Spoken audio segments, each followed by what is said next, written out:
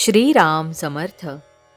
श्रोते हो, आपण ऐकत आहात श्री गोंदवलेकर महाराज यांचे प्रवचन. शंका न ठेवता नाम घ्यावे. नामस्मरण करायला सांगितले की लोक सबबी सांगतात, पण खरोखर नामस्मरण करण्याच्या आड काहीच येत नाही. काम करीत असताना सुद्धा उगाचच इतर विचार मनात येतातच ना. मग तसेच नामस्मरण करायला कोणती अडचण आहे? उगाच दुसरे विचार करण्यापेक्षा भगवंताचे नाम घ्यावे, हे बरे नाही का? वेळ सापडताच तो व्यर्थ गप्पा गोष्टीत न घालवता नामस्मरण करावे. श्रद्धा ठेवून करावे. 2 प्रवासी पायी जात होते. त्यांना भूक लागली. जाताना एक आमराई लागली. त्यांनी मालकाला विचारले, आंबे घेऊ का? मालक म्हणाला, 15 मिनिटात जितके आंबे खाता येतील तितके खा. दोघांपैकी एक होता तो मालकाजवळ चौकशी करू लागला. या शेताला पट्टी किती, मालक कोण वगैरे पुष्कळ विचारपूस करू लागला. दुसरा मात्र भराभर आंबे खाऊ लागला. इतक्यात 15 मिनिटे झाली. मालकाने सांगितले, वेळ संपली, आता तुम्ही जा. एकाचे पोट भरले, दुसरा मात्र उपाशी राहिला. या गोष्टीवरून हे ध्यानात घ्यायचे की नुसते प्रश्न विचारण्यापेक्षा श्रद्धा ठेवून नाम घेऊ लागावे.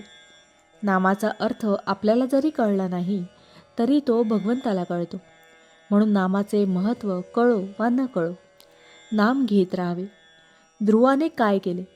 नारद वचनावर विश्वास ठेवून नामस्मरण प्रेमाने करू लागला. तो इतर विचारांच्या शंका कुशंकाच्या नादी लागलाच नाही. एक तत्व नाम हेच त्याने धरले. म्हणून त्याला नारायण प्रसन्न झाला. संत निस्वार्थी असतात, ते तळमळीने सांगतात. त्यावर आपण श्रद्धा ठेवावी आणि नाम घ्यायला सुरुवात करावी आणि अखंड नामातच राहावे.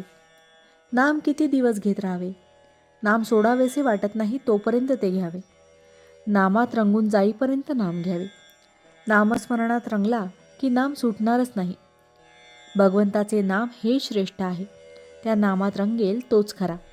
चरित्र विसरले तरी चालेल, पण नाम विसरू नये, कारण नामात सर्व चरित्र साठवलेले आहे.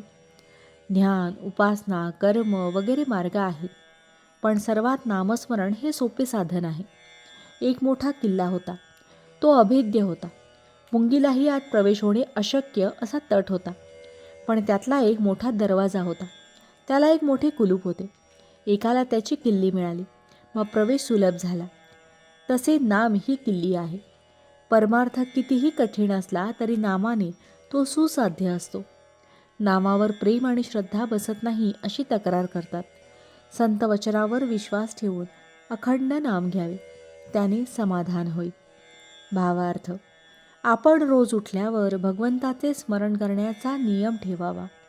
स्नान वगैरे गोष्टी झाल्या तर कराव्याच, पण त्या वाचून अडून बसू नये. जानकी जीवन स्मरण जय जय राम. महारुद्र हनुमान की जय. समर्थ रामदास स्वामी महाराज की जय. सब संतन की जय. श्री अनंत कोटि ब्रह्मांड नायक राजाधिराज सच्चिदानंद सद्गुरु श्री ब्रह्म चैतन्य महाराज की जय. जय जय रघुवीर समर्थ. आता आपण 13 वेळा नामस्मरण करूया. श्रीराम जय राम जय जय राम. श्रीराम जय राम जय जय राम. श्रीराम जय राम जय जय राम.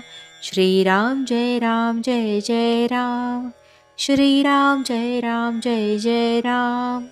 श्रीराम जय राम जय जय राम. श्रीराम जय राम जय जय राम. श्रीराम जय राम जय जय राम. श्रीराम जय राम जय जय राम. श्रीराम जय राम जय जय राम. श्रीराम जय राम जय जय राम. श्रीराम जय राम जय जय राम. श्रीराम जय राम जय जय राम. जय श्रीराम.